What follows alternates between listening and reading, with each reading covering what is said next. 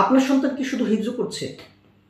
যদি তাই হয় তাহলে আপনাকে ভাবতে হবে যে তার মেধা এবং সময়ের সঠিক ব্যবহার হচ্ছে কিনা। তার কারণ হলো গবেষণায় দেখা গেছে যে একজন শিশু শুধু হিফজের মাধ্যমে তার মেধা এবং সময়ের সঠিক ব্যবহার হয় না, প্রচুর অপচয় হয়।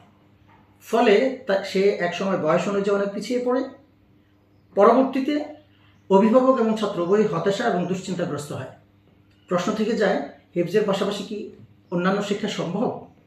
হিফজের দুর্বলতায় বা কতটুকু থাকার সম্ভাবনা আছে?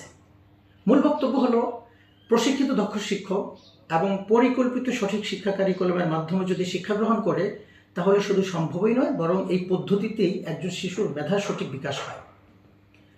উত্তরায় মনোরম পরিবেশে নিরাপদ আবাসিক ব্যবস্থাপনায় মাহাদুস সুফরায় হিফজ এবং নাজারায় খুব সীমিত সংখ্যক আসনে ভর্তি চলছে।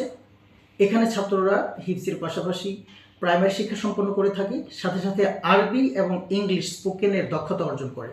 ফলে একজন শিক্ষার্থী নিজেকে আন্তর্জাতিক মানে উন্নীত করতে পারে। সীমিত আসন, তাই কোটা পূরণের পূর্বে স্ক্রিনে দেওয়া নাম্বারে যোগাযোগ করুন, হোয়াটসঅ্যাপ করুন।